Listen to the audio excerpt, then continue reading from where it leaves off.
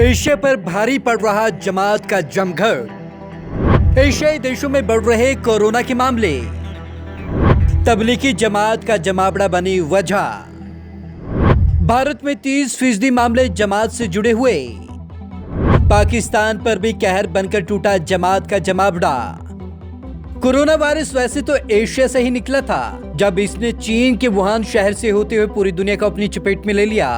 इसने सबसे ज्यादा अमेरिका और यूरोप को प्रभावित किया, लेकिन अब यह फिर से एशिया पर अपना कहर बरपाने की तैयारी कर रहा है, खासकर दक्षिण एशिया, दक्षिण पूर्व एशिया और मध्य पूर्व के देशों में। और इन देशों में इसके संक्रमण की सबसे बड़ी वजह है तबलीगी जमात। एशिया पर भारी पड़ रहा मरकज। तबलीगी जमात का मरकज एशियाई देशों पर भारी पड़ता दिख रहा है और अब यह एशिया के कई देशों को बुरी तरीके से अपनी गिरफ्त में ले चुका है। तबलीगियों के धार्मिक जमावड़े की वजह से न केवल भारत में कोरोना संक्रमण के मामलों में बेतहाशा वृद्धि हुई, बल्कि पाकिस्तान, नेपाल, बांग्लादेश, इंडोनेशिया और मलेशिया जैसे देशों में भी संक्रमण फैलाने में इसने बड़ी भूमिका निभाई है। भारत में हुआ तबलीगी विस्फोट। भारत में भी तबलीगी जमात का जमावड़ा कोरोना वायरस के संक्रमण का केंद्र रहा। इंडोनेशिया, मलेशिया, नेपाल समेत कई देशों से लोग मध्य मार्च में दिल्ली के निजामुद्दीन में तबलीगी जमात के धार्मिक कार्यक्रम में शामिल होने पहुंचे थे।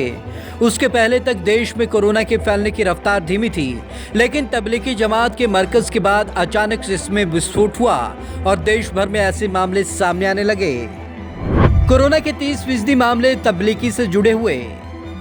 देश में अब तक कोरोना संक्रमण के जितने भी मामले सामने आए, उनमें करीब 30% मामले तबलीगी जमात से जुड़े हुए हैं। देश के 23 राज्यों और केंद्र शासित प्रदेशों में जमात से जुड़े हुए 4300 भी ज्यादा लोग कोरोना से संक्रमित पाए गए। छुपाने से और बड़ा संक्रमण।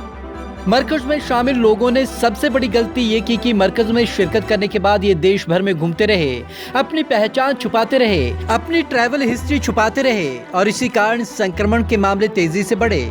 तमिलनाडु, तेलंगाना, दिल्ली, उत्तर प्रदेश, आंध्र प्रदेश, झारखंड और हरियाणा जैसे राज्यों में कोरोना के ज्यादातर मामले इसी जमात से जुड़े हुए हैं। इसके अलावा जिन राज्यों में संक्रमण के कम मामले आए हैं, वहाँ भी ज्यादातर संक्रमितों का तबलीगी जमात से ही कनेक्शन पाया गया है, जैसे अरुणाचल प्रदेश, असम और अंडमान निकोबार द्वीप समूह। पाकिस्तान का तबलीगी कनेक्शन।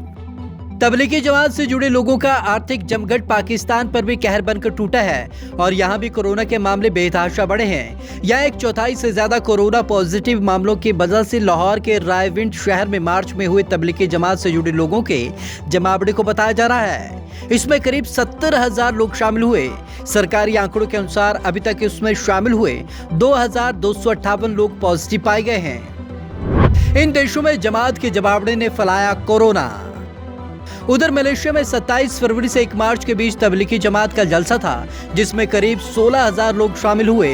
यहां अब तक 1,946 केस इसी से जुड़े हुए हैं। सिंगापुर और ब्रुनई में कोरोना के केस सामने आए, जिनमें से कुछ के मलेशिया की तबलीगी कार्यक्रम से जुड़ा माना जा रहा है। इसके अलावा नेपाल और बांग्लादेश में फैले कोरोना संक्रमण के मामलों के पीछे भी तबलीगी जमात का धार्मिक जमघट ही सबसे बड़ा कारण है। और इस धार्मिक जमावड़े की वजह से न केवल एशियाई देशों में कोरोना के मामले बढ़े, बल्कि कोरोना के हॉटस्पॉट भी। Bureau report, Punjab Kesari TV, Chandigarh.